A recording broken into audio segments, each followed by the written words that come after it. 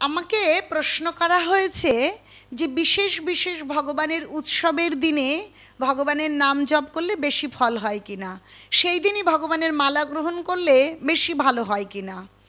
একটা সাধারণ উদাহরণ দিয়ে বুঝিয়ে দেবার চেষ্টা করি।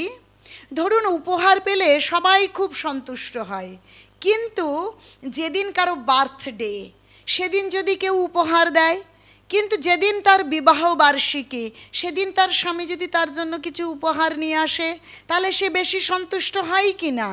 তাহলে ভগবানের বিশেষ বিশেষ অনুষ্ঠানে সবাই ভীষণ আবেগ আপ্লুত থাকে।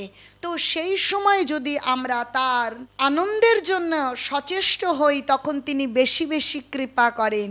তাই বিশেষ দিনে জন্মাষ্টমী, রথযাত্রা, গৌর পূর্ণিমা, রাধাষ্টমী, নিত্যানন্দ ত্রয়োদশী, বিশেষ বিশেষ দিনে যদি আমরা ভগবানের নাম, এমনিতে তো প্রতি মুহূর্তে প্রতিদিন ভগবানের নাম করব, কিন্তু সেই দিন আরও যদি বেশি বেশি ভগবানের নাম করি, অবশ্যই ভগবান বেশি সন্তুষ্ট হবেন।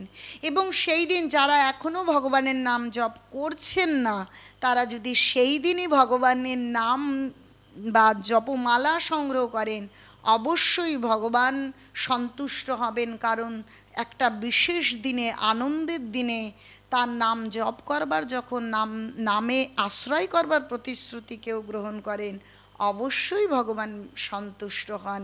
এমনিতে তো ভক্তরা প্রত্যেক দিন, প্রতিটা মুহূর্তে, প্রত্যেক শ্বাসে ভগবানকে মনে করবেন, কিন্তু যারা মনে করেন না সব সময়, তারা অবশ্যই ভগবানের বিশেষ বিশেষ দিনে যদি ভগবানকে মনে করে, তাহলে ভগবান সন্তুষ্ট হন। নিতাই গৌর প্রেমানন্দে, হরি হরি বল।